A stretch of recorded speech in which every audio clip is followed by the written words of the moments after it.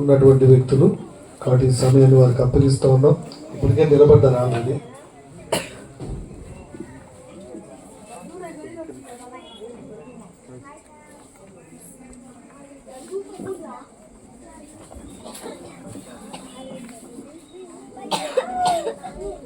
దేవునికి స్తోత్రం కలుగును గాక.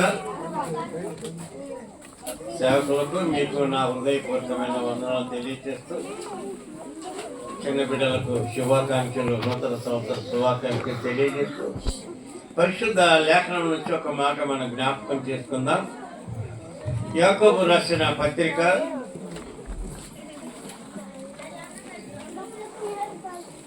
2వ అధ్యాయము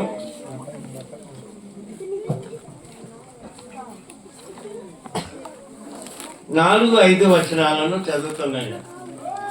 యాకోబు రాసిన పత్రిక 2వ అధ్యాయము 4-5 వచనాలను చదువుతున్నా. మీ మనస్సులో భేదములు పెట్టుకొని మీరు దురాలోచనతో విమర్శ చేసిన వారు రగుదురు కారా? నా ప్రియ సహోదరులారా, ఆలకించుడి. ఈ లోక విషయంలో దరిద్రులైన వారిని విశ్వాసమందు భాగ్యవంతులుగాను, తన్ను ప్రేమించు వారికి తాను వాగ్దానం చేసిన రాజ్యమునకు వారసులుగాను ఉండుటకు దేవుడు ఏర్పరచుకొనలేదా? చిన్న ప్రార్థన చేద్దాం. ప్రేమ నమ్మకమైన మా ప్రియ పరలోకపు తండ్రి, మీ ఘనమైన నామమునకు స్తోత్రాలు చెల్లించుకుంటున్నాం ప్రభువా. ఆరంభం నుంచి ఇంతవరకు మీరు నడిపించిన అనేకమైన సంగీతములతో క్రీస్తు పుట్టుక యొక్క జీవితాన్ని తెలియచేసే పాటలతో మీరు ఎంతగానో సంతోషించినారని చెప్తున్నారు. నాయన, చిన్న బిడ్డలను మీరు ఆశీర్వదించి నూతన సంవత్సరం ఇచ్చిన వారందరూ బట్టి కూడా మీకు స్తోత్రాలు చెల్లిస్తున్నాం ప్రభువా. మనుషుడు మాట్లాడితే ప్రయోజనం లేదు. చదవబడిన లేఖన భాగంలో ఈ రాత్రి మీరు మాతో మాట్లాడారు. మీరు మాట్లాడితే మాకు ఆశీర్వాదం, మీరు మాట్లాడితే మాకు రక్షణ, మీరు మాట్లాడితే మాకు మారు మనసు, మీరు మాట్లాడితే పరలోక రాజ్య వారసత్వం. నాయన, అట్టి విధంగా మీరే ఈ రాత్రి మాట్లాడి మీ నామమునకు మహిమ, ఈ దాసుని కుటుంబాన్ని, సంఘానికి క్షేమాభివృద్ధి కలుగు చేసి మహిమ పొందమని బలహీనను నీ హస్తాలకు అప్పగించుకోవచ్చు. యేసు నామమున స్తోత్రము చెల్లించి ప్రార్థించుతున్నాము తండ్రి, ఆమేన్.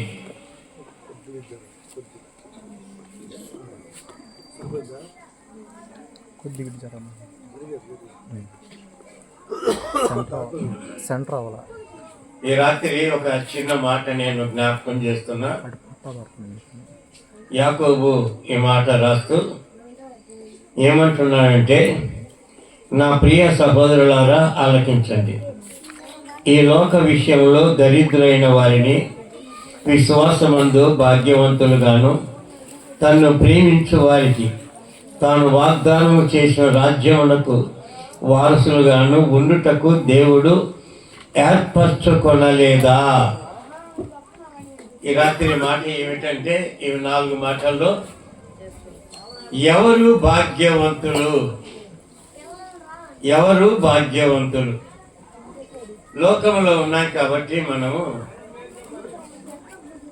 చాలా ధనం కలిగిన వారు భాగ్యవంతులు, గొప్ప ఉద్యోగం కలిగిన వారు భాగ్యవంతులు, ఇంకా రాజకీయ నాయకులు భాగ్యవంతులు, ఎక్కువ పొలాలు కలిగిన వారు, ఆస్తులు కలిగిన వారు భాగ్యవంతులు అని మనం అనుకుంటాం కదండి. లోకంలో అనుకుంటామా? గొప్ప గొప్ప ఇల్లు కలిగిన వారు, గొప్ప గొప్ప ఉద్యోగాలు కలిగిన వారు భాగ్యవంతులు అని లోకంలో మనం అనుకునేటటువంటి ఆనవాయితీ. కానీ ఇక్కడ ప్రభు వారు ఏం చెప్తున్నారంటే, యాకోబు పత్రికలో యాకోబు ద్వారా చక్కటి మాట అంటున్నారు. ఎవరంటండి భాగ్యవంతులు? ఆలోచించండి. ఈ లోక విషయంలో దరిద్రులైన వారిని, ఎవరంటండి? దరిద్రులైన వారిని విశ్వాసమందు భాగ్యవంతులుగాను, తను ప్రేమించు వారికి తాను వాగ్దానము చేసిన రాజ్యమునకు వారసులుగాను ఉండుటకు దేవుడు ఏర్పరచుకొనలేదా? ప్రియులారా, ఈ రాత్రి మనం చాలా ప్రసంగాలు వింటుంటాం. మనం మంచి పాటలు పాడారు పిల్లలు యేసు ప్రభు యొక్క పుట్టుక సమాచారాన్ని గురించి చాలా రకాలుగా పాడారు. నేను కొత్త కొత్త మాటలు విన్నా. సంతోషము, లేకుంటే ఇళ్ళకు రంగులు వేసుకోవటం, దేహాన్ని అమర్చుకోవటం రంగులతో, చాలా రకాల పాటలు ఉన్నాయి. మంచిది. అలాంటి వాళ్ళు విశ్వాసులు కాదు, దేవుని పిల్లలు కాదు, పండుగ క్రైస్తవులు అన్నట్టుగా ఆ పాట యొక్క సారాంశాన్ని నేను గమనించగలిగాను. కానీ ఇక్కడ లోకంలో దరిద్రులైన వారు ఎవరైతే ప్రభువుని యేసుక్రీస్తునందు విశ్వాసం ఇచ్చినారో, యేసును నమ్మినారో, ఎవరైతే ప్రభు యందు ఆశ కలిగి ఆలోచన కలిగి ఆయన మీద అనుకున్నారో, విశ్వాసులే కాదు కానీ ఇంకా ఏమంటాడండి అక్కడ ఒక మాట, విశ్వాసమందు భాగ్యవంతులుగా తన్ను ప్రేమించు వారికి, ఆయనను ప్రేమించేవారు భాగ్యవంతులు, విశ్వసించిన వారు భాగ్యవంతులు. ఇంకా ఏమంటాడండి, వాగ్దానములు స్వతంత్రించుకున్న వారు భాగ్యవంతులు. అంతేకాకుండా దేవుడు ఏర్పరచుకున్న వారు భాగ్యవంతులు. ఎఫెసీ పత్రిక 1:6 అంటాడండి ఆ మాట. ఆయన యొక్క అనాది సంకల్పంలో మానవులను ఉంచుకొని భూమికి పునాదులు వేయక ముందే, ఇక్కడ మాట నేను జ్ఞాపకం చేస్తాను. ఎఫెసీ పత్రిక 1:6 రెండో భాగంలో నేను మాట్లాడుతున్నాను. 1 అధ్యాయము 6 మనలను ముందుగా తన కొరకు నిర్ణయించుకొని మనము తన ఎదుట పరిశుద్ధులుగాను నిర్దోషులుగాను ఉండుటకు జగత్తు పునాది వేయబడక ముందే ప్రేమ చేత ఆయన మనలను క్రీస్తులో ఏర్పరచుకున్నాడు. జగత్తు పునాది వేయబడక ముందే ప్రేమ చేత ప్రభు అయిన యేసుక్రీస్తు వారు దరిద్రులైనటువంటి వారిని ధనవంతులుగా చేయటానికి, భాగ్యవంతులుగా చేయటానికి ఆయన పరలోక వైభవాన్ని విడిచిపెట్టి భూలోకానికి మన స్థానానికి వచ్చి మనలను భాగ్యవంతులుగా చేయాలని ఆశపడుతున్నారు. ప్రియులారా, భాగ్యవంతులుగా చేయబట్టడానికి ఆయన యందు మనం విశ్వాసం ఇచ్చినట్టయితే, ఆయన యొక్క వాగ్దానాలను మనం స్వతంత్రించుకున్నట్లయితే, ఆయనలో మనము జీవిస్తున్నట్లయితే మనము భాగ్యవంతులము అని లేఖనము మనకు జ్ఞాపకం చేస్తుంది. ప్రియులారా, రాత్రి జ్ఞాపకం చేస్తున్నాం. ఎందుకంటే ఒక మాట చదువుతారా, 33వ ద్వితీయోపదేశ కాండము 33వ అధ్యాయము, ద్వితీయోపదేశ కాండము 33వ అధ్యాయము 29వ వచనాన్ని జ్ఞాపకం చేస్తున్నాను నేను. చదువుతారు ఎవరైనా? నీ భాగ్యం ఎంత గొప్పది, యెహోవా రక్షించిన నిన్ను పోలిన వాడెవడు? అవును, కాబట్టి యెహోవా రక్షించిన నిన్ను పోలిన వాడెవడు? ప్రియులారా, అక్కడ ద్వితీయోపదేశ కాండములో మోషే ఇశ్రాయేలీయుల గురించి మాట్లాడుతున్నటువంటి సందర్భం. యెహోవా రక్షించిన నిన్ను పోలిన వాడెవడు అంటే, నిన్ను పోలిన వాడు ఎవడు అంటే ఇంకా అంతకంటే గొప్పవాడు లేడేమో అని అర్థం.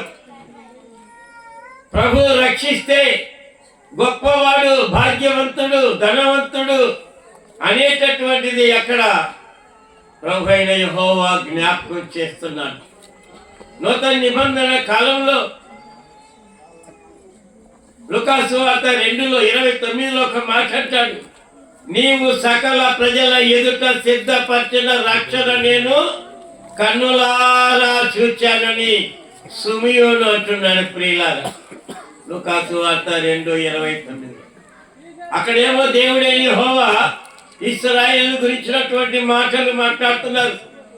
యెహోవా రక్షించిన నిన్ను పోలిన వాడెవడు అంటే అంతకంటే గొప్పోడు లేడు, అంతకంటే భాగ్యవంతుడు లేడు.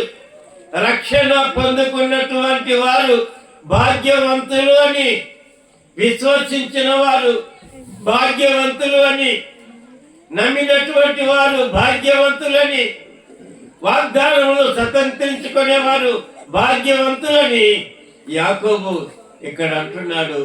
అక్కడేమో మోషే ద్వితీయోపదేశకాండం అంటున్నాడు.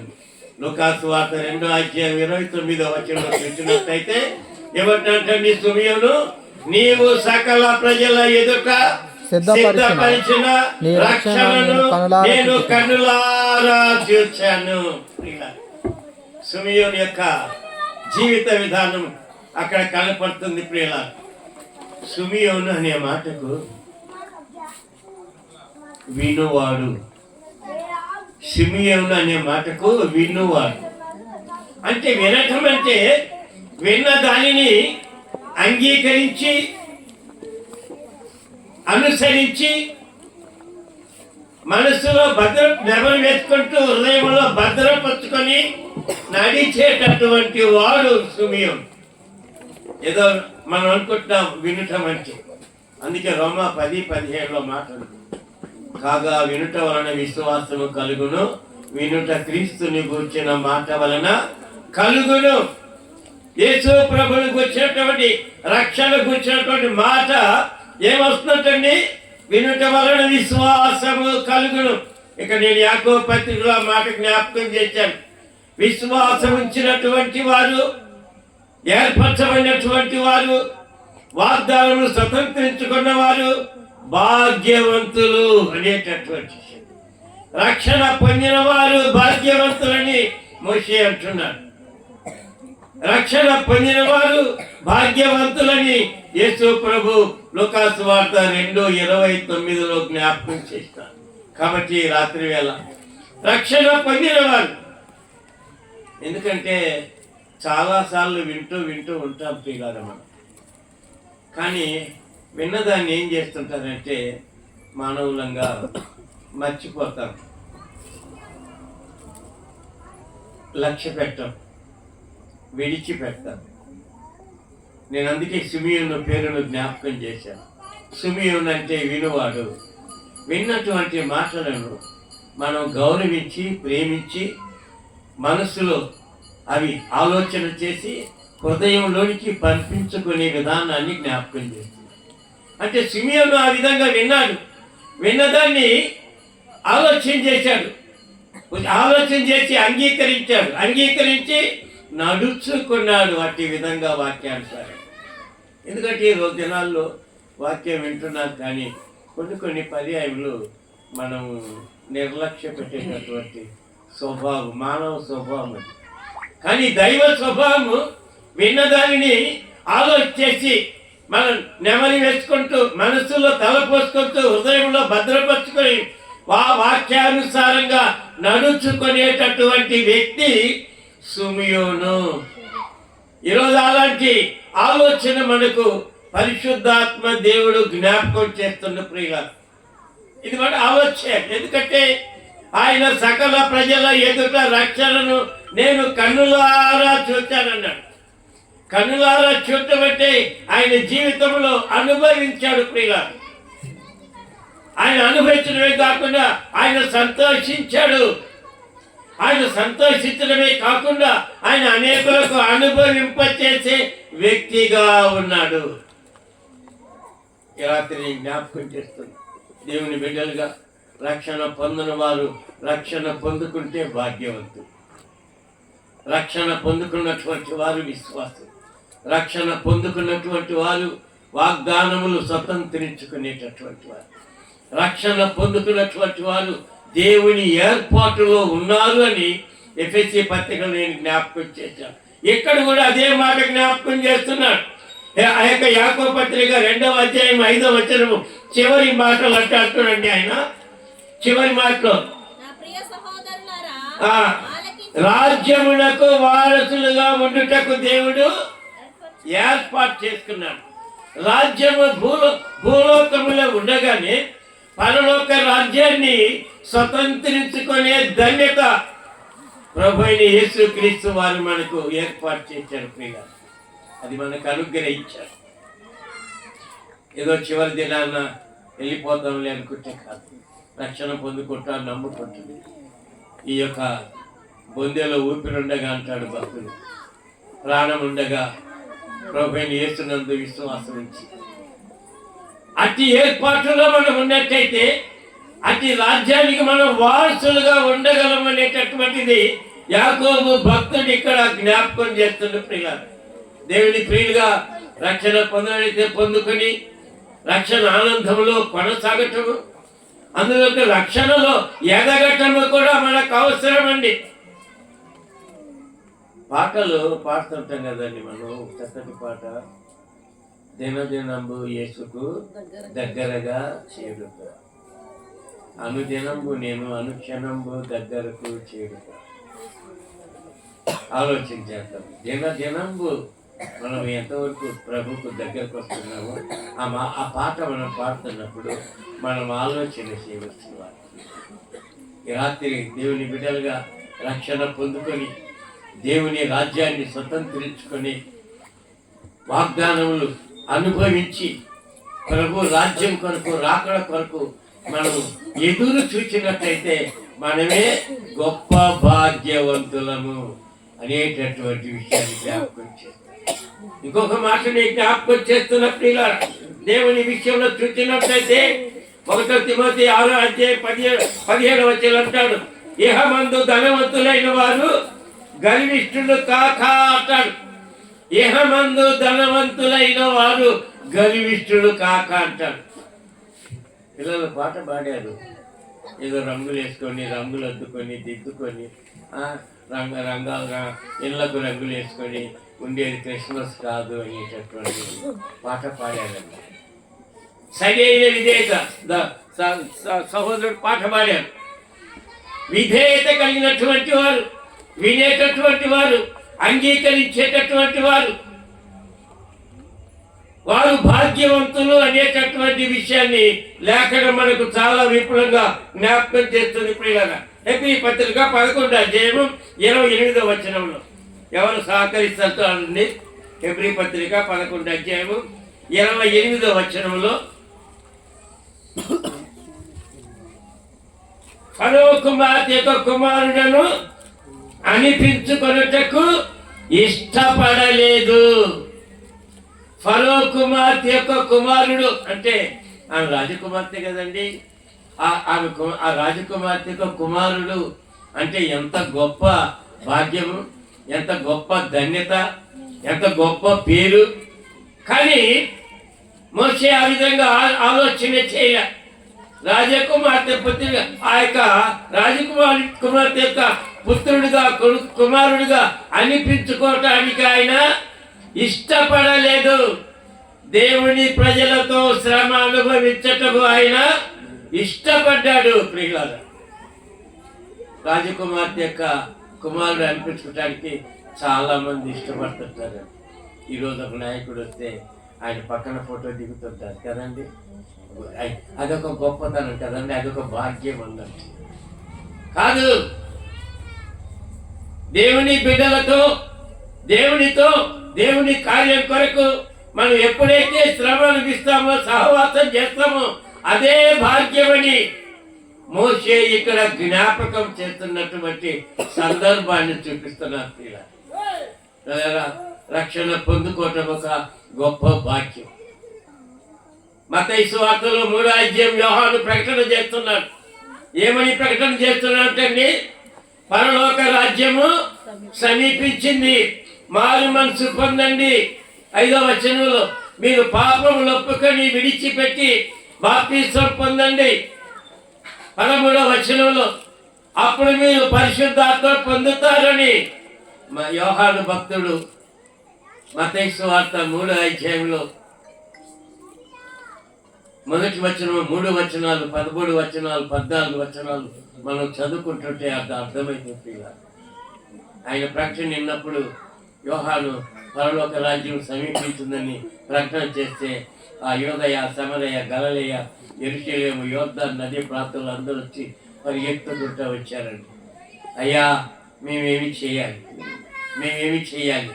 పరలోక రాజ్యం సమీపించింది, పరలోక రాజ్యంలో చేరాలంటే మేమేమి చేయాలి? అప్పుడు యోహాను అంటున్నారు, మీరు పాపములు ఒప్పుకొని విడిచిపెట్టి విసర్జించి బాప్తిసం పొందుకున్నట్లయితే మీరు భాగ్యవంతులు. ప్రియులారా, రక్షణ పొందుకున్న వారు భాగ్యవంతులు, మారుమనసు పొందిన వారు భాగ్యవంతులు, బాప్తిసం పొందుకున్నటువంటి వారు భాగ్యవంతులు, పరిశుద్ధాత్మను పొందుకున్నటువంటి వారు భాగ్యవంతులు అని మత్తయి సువార్తలో యోహాను ప్రకటన చేస్తున్నాడు యోదయ అరణ్యంలో. అదేవిధంగా అపోస్తల కార్యం 2:37 నుంచి మనం చదువుతుంటే అక్కడ కూడా పీతరు ప్రసంగం చేస్తూ ఉన్నారు.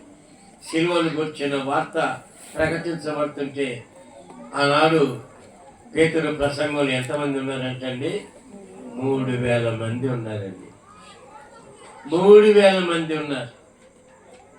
ఆ పేతురు ప్రసంగం చేస్తున్నప్పుడు మారు మనసు పొందండి, పరలోక రాజ్యంకు సిద్ధపడండి అంటే పరిగెత్తుకుంటూ వాళ్ళు 300 మంది కూడా ఆలోచన చేశారు. 3,000 మంది కూడా ఆలోచన చేశారు.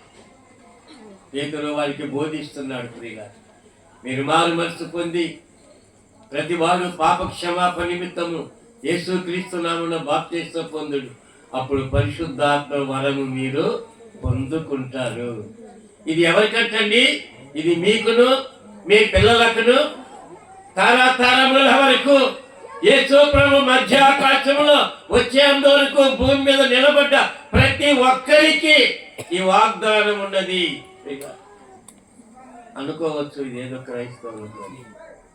క్రైస్తవులు కాదండి. అందుకే 10:38 ఆ మాట అన్నాడు. అపోస్తలుల కార్యంలో పౌలు చక్కటి మాట అన్నాడు. ఏమన్నాడంటే యేసుక్రీస్తు అందరికీ ప్రభు, అందరికీ దేవుడు. మీరు చదివితే ఆ రోజు ప్రకటన గ్రంథం 7:9 చదివితే నానా దేశం నుంచి, నానా జాతి నుంచి, నానా రంగులు గల వారి నుంచి వచ్చి గొర్రె పిల్లకు స్తోత్రము అని కేకలు వేస్తున్నారు. ఇదేదో ఒకరికి క్రైస్తవులకు. యేసు ప్రభు అందరికీ దేవుడు. ఈ మాట మన ఆలోచన. దేవుని బిడ్డలుగా కూర్చున్న మనం ఆ రోజు పేతురు ప్రకటిస్తున్నప్పుడు 3,000 మంది మారు మనసు పొంది పాపములు ఒప్పుకొని విడిచిపెట్టి బాప్తిసం పొందుకొని పరిశుద్ధాత్మను పొందుకొని 42వ వచనంలో వారు లోకములకు వేరై, పాపములకు వేరై, శాపములకు వేరై పరిశుద్ధత కలిగి సంఘ సహవాసములో చేర్చబడ్డటువంటి వారు భాగ్యవంతులు. ప్రియుల సంఘ సహవాసము అనగా ఏమిటని మనం ఆలోచించాలి. ప్రియుల మారుమనసు రక్షణ పొందుకోవాలి, మారుమనసు పొందుకోవాలి, పాప క్షమాపణ పొందుకోవాలి, బాప్తిసం పొందుకోవాలి, వేరవ్వాలి, సంఘములో చేర్చబడాలి. సంఘములో చేర్చబడిన తర్వాత సంఘ కార్యక్రమాలలో మనం పాలు పొందాలి. అదే సహవాసము అంటున్నాం, అదే బల్ల కార్యక్రమం అంటున్నాం, అదే రొట్టె కార్యక్రమం, రస కార్యక్రమం అంటున్నాం, అదే ప్రేమ విందు అంటున్నాం. ఎవరైతే ఈ ప్రేమ విందులో పాలు పొందుతారో వారు భాగ్యవంతులు అనేటటువంటి విషయాన్ని భక్తులు యాకోబు ఇక్కడ జ్ఞాపకం చేస్తున్నారు. రాత్రి మనం ఆలోచించేద్దాం. మనకి అనుభవాలు ఉన్నట్లయితే మనము ధన్యులం. ప్రియులారా, ఈ అనుభవాలు లేనట్లయితే ఈ అనుభవాల్లోకి నడుచుకోవటానికి మనం ప్రయత్నం చేయాలి. ఎందుకంటే రాకడ దినాల్లో ఉన్నాం, కడవరి కాలంలో ఉన్నాం. ప్రభు యొక్క రాకడ మనకు తెలియదు, లోకం అంతమైపోయేటప్పుడు తెలియదు. అందుకే అంటాడు కొరింథీ సంఘానికి రాస్తూ 1 కొరింథీ 7:30 పౌలు ఆ మాటలు జ్ఞాపకం చేస్తాడు. ఈ లోకపు నటన గతించుచున్నది కాబట్టి మీరు చింతలేని వారై ఉండవలనని కోరుతున్నాడు. చింతలేని వారై ఉండవలని కోరుతున్నాడని పరిశుద్ధాత్మ దేవుడు పౌలు ద్వారా కొరింథీ సంఘానికి రాయించిన మాటలు రాత్రి జ్ఞాపకం చేస్తున్నా. మేము రక్షణ పొందినప్పుడు మాకు ప్రతిసారి 24వ తారీఖు పాట గుర్తొస్తుంది. 24వ తారీఖు తర్వాత రాదు. మళ్ళీ మేము సంఘంలో ఉన్నాం, నవకాశ సంఘంలో. ఇక క్యారల్స్కి వెళ్ళేవాళ్ళం మనం. ఎందుకంటే పండగ హడావుడి కదండి. ఇందాక మీరు పాట పాడారు ఆ పండగ విషయం. ఆ హడావుల్లో ఉన్నాను నేను కూడా. ఒకప్పుడు ఆ పండగ హడావుల్లో ఉన్నాను నేను కూడా. ఎందుకంటే మంచి క్రైస్తవ కుటుంబం మంది మాది. మా నాన్నగారు రైల్వేలో డ్రైవర్ ఉన్నాడండి, చేస్తున్నాడు. మేము 5 అన్నదమ్ములము, 2 అక్క చెల్లెలు. మా అమ్మ నాన్న 9 మంది. మా నాన్నగారు మంచి క్రమశిక్షణ కలిగినటువంటి 9:30కు ప్రార్థన అంటే 9:20కి మేము మందిరంలో ఉంటామండి. రక్షణ లేదు, రక్షణ భాగ్యం లేదు, బాప్తిస్మం లేదు, ఆరాధన లేదు, ఏమి లేదు. కానీ క్రమశిక్షణ 9:30కు ప్రార్థన అంటే 9:20కి మేమందరం ఉంటామండి మందిరంలో. మాతోనే 9:30కు పాస్టర్ గారు మా 9 మందితోనే ప్రార్థన ప్రారంభిస్తారు. ఒక చక్కటి భయము, భక్తి. రక్షణ లేదు కానీ ఆ భయం ఉంది, ఆ భక్తి ఉంది, ఆ క్రమం ఉంది. ఈరోజు విశ్వాసులమైన మేము ఎలాగున్నామంటే రక్షణ పొందుకున్న తర్వాత లేటుకు రావటం మొదలుపెట్టాం. రక్షణ పొందినప్పుడేమో 10 నిమిషాల ముందు వచ్చేవాళ్ళం. రక్షణ పొందిన తర్వాత పర్వాలేదులే, రక్షణ పొందుకున్నాం, బాప్తిసం పొందాం, ఆరాధన చేస్తున్నాం, పర్వాలేదులే, పంపుము దేవా దీవెనలతో అని ఆ చివరి పాటలో పోయినా కానీ కాలుకిచ్చినా కానీ పర్వాలేదు, దేవుడు మమ్మల్ని క్షమిస్తాడని ఆ ధోరణిలో చాలామంది ఉన్నారు కదండి. మేమే కాదు, చాలామంది ఉన్నారు, చూస్తున్నాం. ఎందుకంటే ఈ వయసులో చాలామందిని చూస్తూ ఉన్నాం. హైదరాబాద్ నుండి ఎందుకు జ్ఞాపకం చేస్తున్నట్టే ఒక క్రమశిక్షణ. రక్షణ పొందినప్పుడు ఒక అక్రమంలో ఉన్నాం, కానీ రక్షణ పొందిన తర్వాత క్రమశిక్షణ జ్ఞాపకం చేస్తున్నాయి. రాత్రి ఒక క్రమం కలిగి, ఒక భయం కలిగి, ఒక భక్తి కలిగి, ఒక నియమం ప్రకారం మనం ఎప్పుడైతే దేవుని మందిరంలో ప్రవేశిస్తామో అంతకు మించిన గొప్ప భాగ్యము మరొకటి లేదు. లూకాసు 21 అంటాడు కదా చివరి మాటల్లో, ఆయన మాటలు వినుటకు మనుషులు ఎలాగొచ్చారంటండి? పెందల కడనే వచ్చారు. 21:30 లూకాసు వార్తల మాట మనకు అనుభవించారు. ఆయన మాట వినుటకు ఒక క్రమాన్ని, రక్షణ పొందుకున్నటువంటి మనము, రక్షణ భాగ్యం కలిగిన మనము, వాగ్దానాలు పొందుకున్న మనము, బాప్తిసం పొందుకున్న మనము, సంఘ సహవాసులు ఉన్న మనము, ప్రభు ప్రేమలో పాలు పొందుతున్న మనము, ప్రభుతో సహవాసం చేస్తున్న మనము ఒక క్రమశిక్షణ కలిగినటువంటి విధానాన్ని అక్కడ భక్తుడు జ్ఞాపకం చేస్తుంది. దేవుని బిడ్డలుగా రాత్రి నిజంగా మనము దరిద్రులనే మనల్ని ఎలా చేశాడంటండి ప్రభు? 128-27 కీర్తనలు అంటాడు ఆయన. ఏమంటాడండి? ఆయన పిల్లలు ఒలీవ మొక్కల వలె బల్ల చుట్టూ ఉంటారు. బల్ల చుట్టూ ఉండేటటువంటి వారు ప్రభు బిడ్డలు. అంతకు మించిన భాగ్యం ఇంకోటి లేదు అని భక్తుడు సొలొమోను మాట అంటున్నారు. ప్రియుల, బల్ల చుట్టూ ఉండేటటువంటి వారు భాగ్యవంతులు అని. దేవుని బిడ్డలుగా ఈ రాత్రి మనం ఆలోచించాలి. ప్రభు బిడ్డలుగా రక్షణ పొందుకొని విశ్వాసంలో జీవిస్తూ పాపక్షమను పొంది పరిశుద్ధాత్మను పొంది లోకానికి శాపానికి వేరై ప్రభుకు దగ్గరస్తులై ప్రభు యొక్క సహవాసంలో ప్రభుతో మనం నడుస్తూ దేవుని యొక్క వాక్యానుసారంగా నడుస్తూ ఉన్నటువంటి వారు భాగ్యవంతులని జ్ఞాపకం చేస్తున్న ప్రియుల 119 కీర్తన 56వ వచనంలో ఒక మాట ఉందని.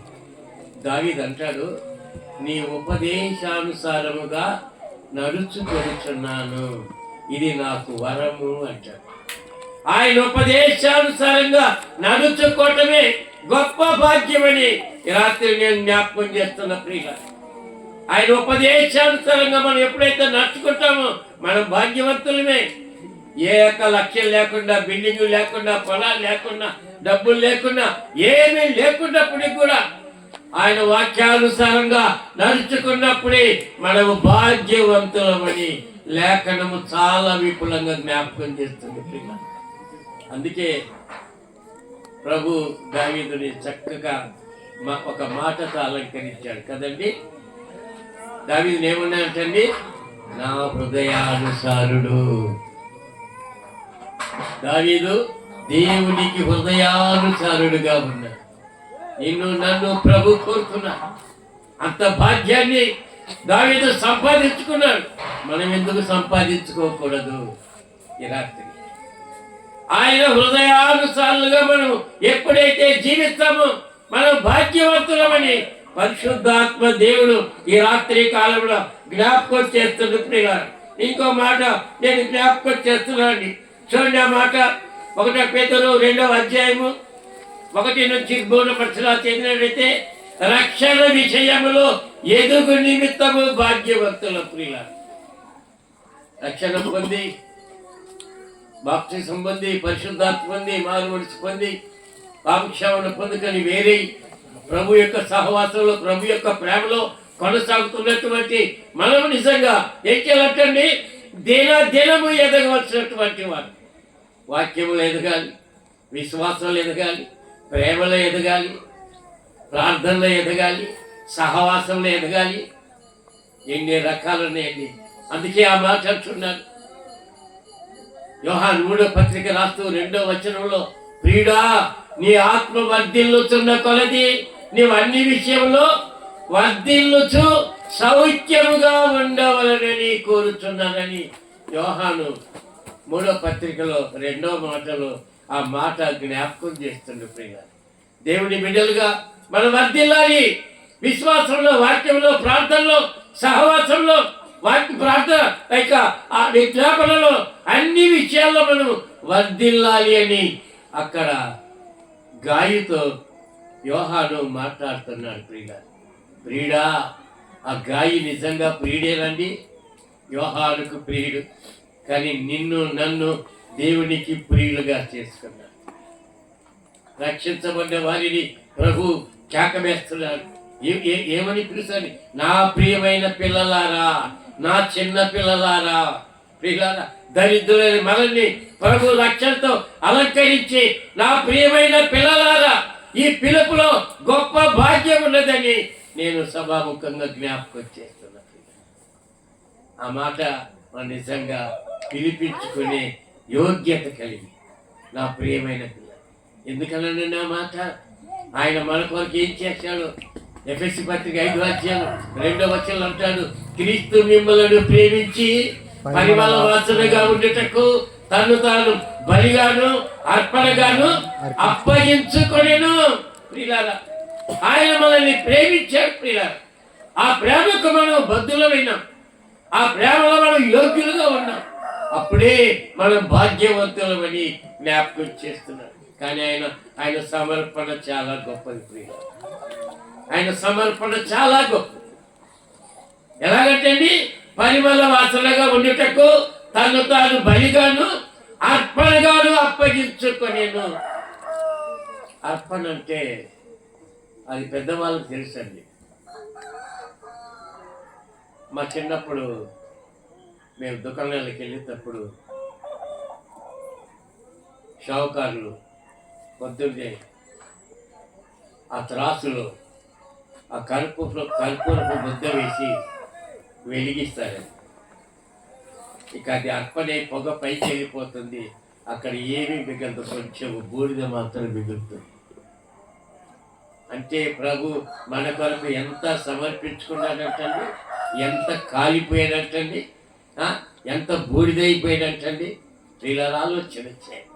ఆయన మనల్ని కొరకు సమర్పించుకొని మనకు రక్షణ ఇచ్చి, మనకు పరిమళ వాసన ఇచ్చి, మనకు ఆయన ప్రేమను కప్పి, ఇలా ఇంత గొప్ప ఆలోచనలు దేవుడు మనకి ఇచ్చాడు. వీటన్నిటి ద్వారా మనము గొప్ప భాగ్యవంతులమని చెప్పటానికి అవకాశం ఉంది. ఈ రాత్రి ప్రభువుని నమ్మితే ఎన్ని ధన్యతలు, ఎన్ని భాగ్యాలు ఉన్నాయో, ఎంత గొప్పతనం ఉన్నదో మనం లేఖనాలన్నీ చూస్తున్నాం ప్రియులారా.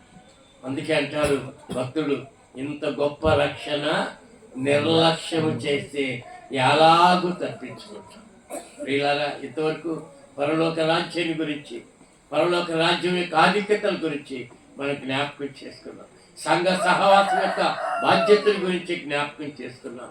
దేవుడు మనకు కప్పినటువంటి పరిమళ వాసన, ఈ యొక్క దుర్వాసన ఆయన భరించి ఆయన పరిమళ వాసన మనకు కప్పాడు ప్రియులారా. అందువల్ల మనము భాగ్యవంతులుగా ఉన్నాము. రాత్రి ఒకసారి జ్ఞాపకం చేసుకో, ప్రభు బిడ్డలుగా ఇంత గొప్ప భాగ్యాన్ని, ఇంత గొప్ప ధన్యతను మనం నిర్లక్ష్యం చేస్తే రెండవది చాలా భయంకరమైనది. దాని జోలికి నేను వెళ్ళను. ఆ యొక్క భయంకరమైన స్థితి ఏంటో లేఖనాలు మీకే తెలుసు. ఈ రాత్రి నేను జ్ఞాపకం చేస్తున్నా, ప్రభు చేత నిజంగా అనేక మంది భక్తులు చాలా సాక్ష్యాలు పొందినట్టుగా నిజంగా దావీదు విషయంలోనే మనం ఆలోచి ఆయన హృదయానుసారంగా ఈ రాత్రి మనం జీవించినట్టయితే ఆ ప్రభు చాలా సంతోషిస్తాడు. అంతేకాకుండా ఆయన కొరకు మనం ప్రయాసపడి, ఆయన కొరకు మనం సమర్పించుకొని, ఆయన పనిలో ఉన్న పాలిభాగస్తులైతే ఒక్క ఆత్మను సంపాదించినట్టయితే ఏమంటారంటండి, అలా నమ్మకమైన మంచి దాసుడా. ఆ యోగ్యత కూడా మనకు, ఆ గొప్ప భాగ్యాన్ని ప్రభు ప్రసాదించారు. కాబట్టి రాత్రి వేళ ప్రభు బిడ్డలుగా ఈ మాటలు మనం వింటున్నప్పుడు ఈ మాటలు మనసులో నెమరు వేసుకోవచ్చు. ఆ విధంగా హృదయాల్లో భద్రపరచుకొని ఆ మాటలను మనం కలిగి వెళ్ళటానికి పరిశుద్ధాత్మ దేవుడు మనకు సహాయము చేయునుగాక. ఆమేన్. దైవజనులకు నా వందనాలు తెలియజేస్తూ, విన్నందుకు మీకు నా హృదయపూర్వక వందనాలు తెలియజేస్తూ, నా కొరకు కూడా ప్రార్థించండి.